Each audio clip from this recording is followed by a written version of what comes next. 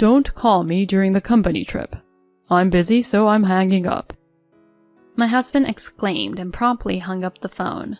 I sat there, lost in thought, with the TV playing in the background. The news was sharing that his company had declared bankruptcy. That didn't add up. Bankrupt companies don't go on trips. To add to my confusion, during our brief conversation, I distinctly heard a woman's voice softly calling his name. "I wonder who you're traveling with," I whispered to myself. What came next was a roller coaster of events. I'm Marie, a 30-year-old freelance graphic designer, mostly working from my cozy home. I tied the knot with Kent 2 years ago, and we've set up our nest in an apartment. I'm pretty chill and not the kind to be constantly on the move. In fact, since my childhood days, I've always dreamt of a career that lets me set my rhythm. Given my passion for computers, I decided to dive into graphic design. My career's on the up and up, and personally, life's good too. But here's the catch. Things between Kent and me have hit a rough patch. Post-marriage, it came to light that he leans a bit towards the lazy side and can be self-centered, which has stirred the pot quite a few times. Back when I was more career-driven, romance wasn't on my radar. My folks never pushed the marriage agenda on me, and since my younger brothers happily married with kids, they felt content. I never bought into the whole marriage is the pinnacle of joy for women concept. There's so much more to life. Concerned for my single status, my friends decided to pull me into a mixer. Not wanting to blow them off and a tad curious, I showed up. That's where I bumped into Kent. He was the life of the party and super easy to chat with. Given it was my first mixer and I was jittery, it felt good to talk to him. Fast forward, we clicked, swapped numbers, and the rest is history. My friends thought I hit the jackpot because he was with a big shot company, raking in the big bucks. Lots of ladies had their eyes on him. Our days together were a blast and things moved pretty fast. We were a year in when he popped the question, and I said yes. The honeymoon phase was dreamy, but then reality hit. Sure, he's with a prestigious firm, but he's not thrilled about it. He's all about making a quick buck and kicking back. I've lost count of how many times I've heard him rant. "The work's just too much. Networking, guiding the newbies, and oh, the endless socializing. I mean, the pay is great, but why did I get myself into this? At least I can splurge however I want." Now I adore my job, but prefer to keep things low-key socially, so I get where he's coming from. But the man loves to burn cash. Spoiler alert, I'm actually pulling in more cash freelancing now. I've been chipping in more for our day-to-day expenses while he's busy pampering himself. I've tried getting him on board with saving, especially with the economy going downhill, but he's like a broken record. "I'll start saving. Someday. I mean, think about it. What if we can't have fun when we're old and frail?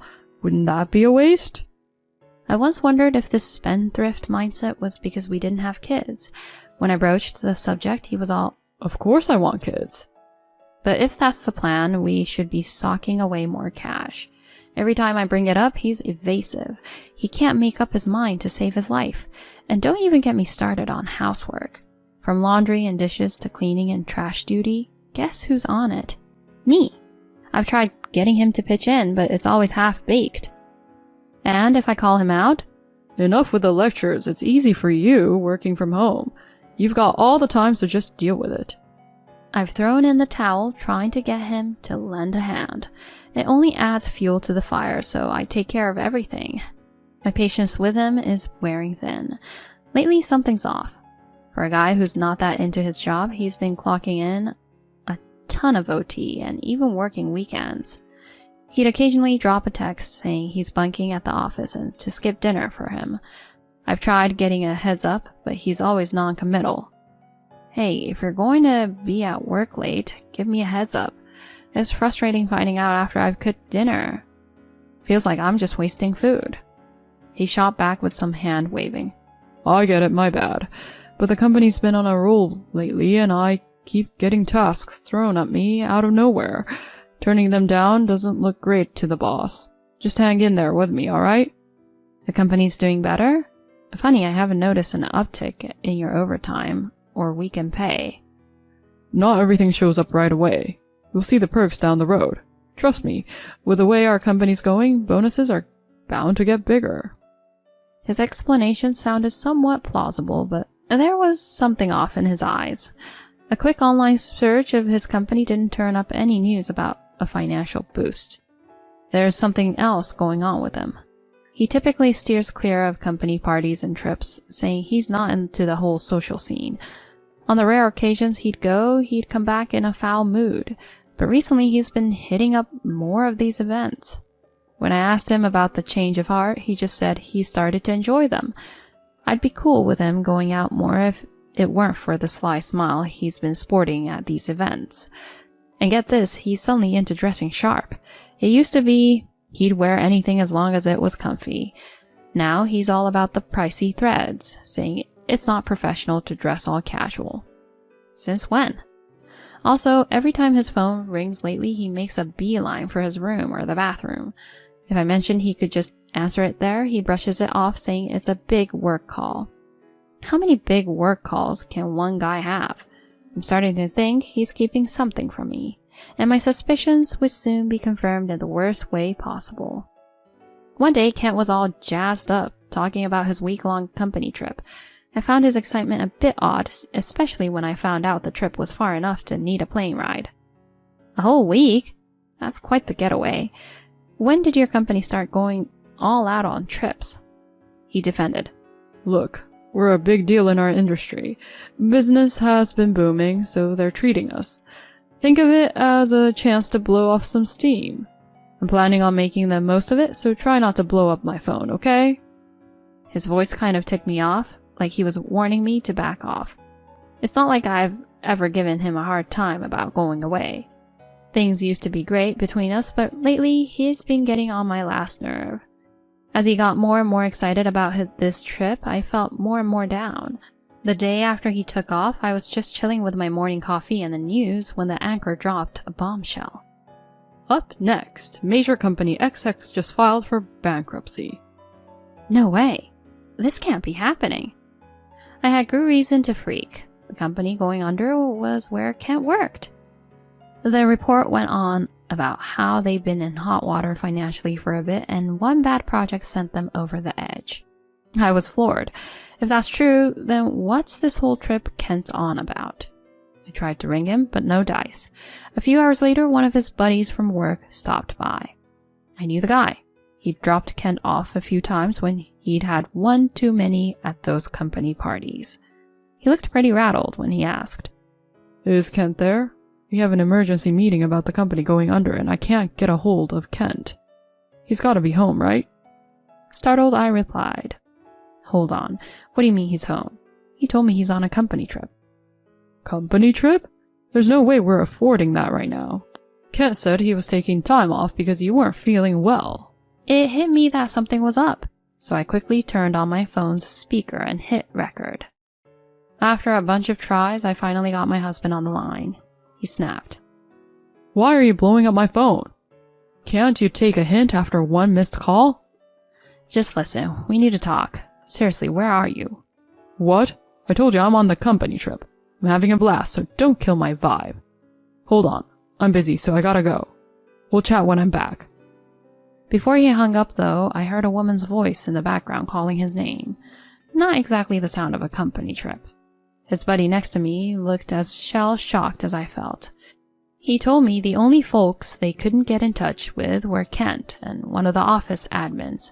Turns out she took time off the same days as Kent, saying it was for personal stuff. Everything clicked. Holding my phone so tight, I thought it might crack. I couldn't even muster a reply to his concerned, "You good?" All I was thinking was how I'd make him regret this. A few days later, Kent rang me up, sounding pretty freaked out. Why's the place empty? Like, where's the fridge, the furniture, even the microwave? Where the heck are you? That's all my stuff. Most of the stuff in our place was stuff I bought. He has some stuff from back in his bachelor days, but it was old and always breaking down. Every time I said we should get new stuff, he'd be all, "It still works, no need to spend more." Eventually, I got tired of the junk and just bought new stuff myself. To his freak out, I shot back. Took you long enough to notice. Whatever I do with my stuff is up to me. By the way, hope you had a fun trip. Don't sweat getting me anything. Forget the trip. And it's not just your stuff. What's with the divorce papers on the table? What's going on? Isn't it obvious? Or are you that dense? I mean, you've always kind of been. Lying about a company trip to cheat? Really? He was caught off guard, then stammered out. What? How? I filled him in the whole company going broke and what his coworker told me. I also let him know his coworker heard our conversation on speaker.